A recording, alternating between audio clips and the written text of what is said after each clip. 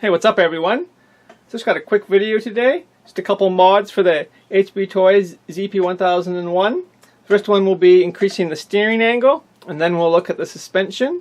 Now I did forget to take video of the old steering angle, so hopefully I can find a clip to compare it to, and I'll insert that right now. Next you're going to get in stock form, which really isn't all that good. And here's where we are after we've done the mod on the steering. We have quite a bit more. And I will show you what I have done to get that.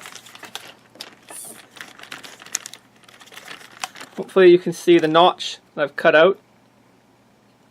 Allows for much more steering angle. I cut out a little bit more than I needed to. As you can see, it doesn't go all the way in there, but it's still a big improvement on the steering angle.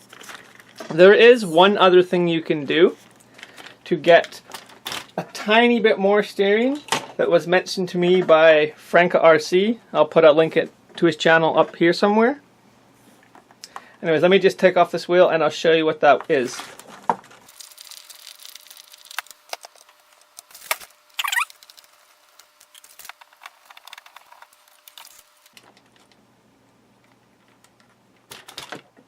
So what you want to do is just, these holes come out flat and you want to grind them on just a small angle down.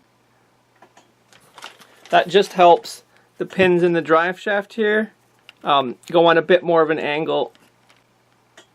It's not a, you don't need to go huge much, just a tiny little bit of a grind and it will make it a little bit of an improvement. It's kind of hard to show, but you get a little bit more steering angle. Not a huge amount, but it could be worth it, definitely. It's nice that it does have ball bearings too. Let's get this back together. So regarding the stiff suspension, if you have lighter springs, it would be great just to use your lighter springs. You wouldn't have to do any modification of the stock springs, and that would be the way that I would go if you have the spares. I don't have any springs that would work well for this, so I've just cut 3 of the springs down already. I went from the top of the spring, counted down twice, 1, 2, and then cut. I'll show you the effect that it has had.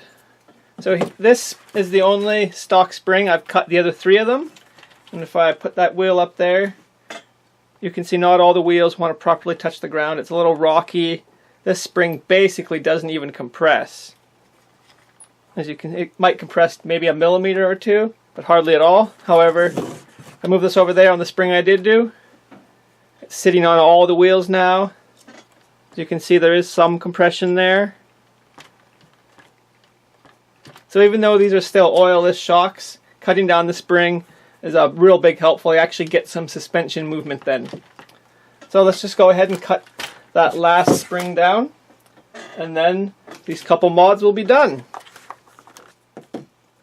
Alright, then we get access to the shock.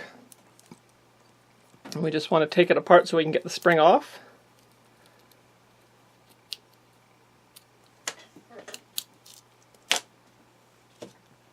Alright, so I look for the end of the spring, and that would be right there. And I go down two parts, 1, 2, and that's right where I'll cut.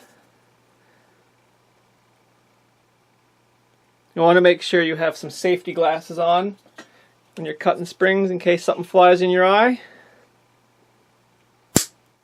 There we go. Cut the spring. Now the next thing I do is I like to put just a tiny little bend at the top of the spring just to close it off just a tiny bit. You don't want much of a bend, a real small amount.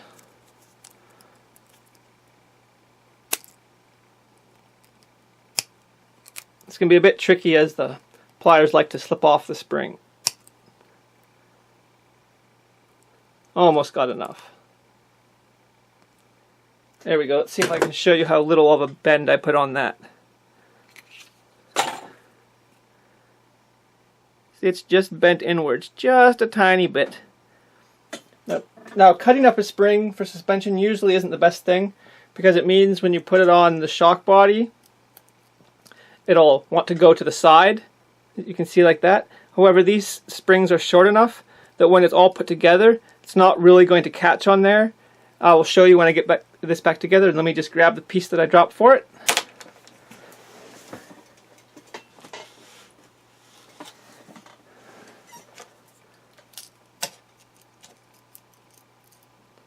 Alright, it's back together. And there we go. As you can see, the spring is riding on the collar for quite a bit of ways around, so it is fairly well supported.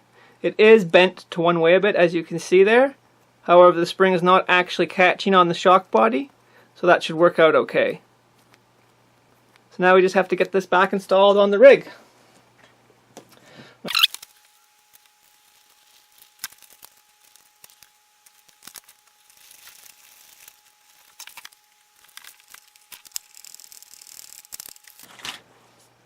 And there we go. Now I've got some softer suspension on here that actually has some compression on the shocks. That's good. Awesome. Hope you guys enjoyed this video. If you have any likes, comments, hope you guys enjoyed this video. Click like if you liked it. Make sure to subscribe. If you have any comments, suggestions, or questions, make sure to leave them below. Thanks for watching, and I'll see you guys next time.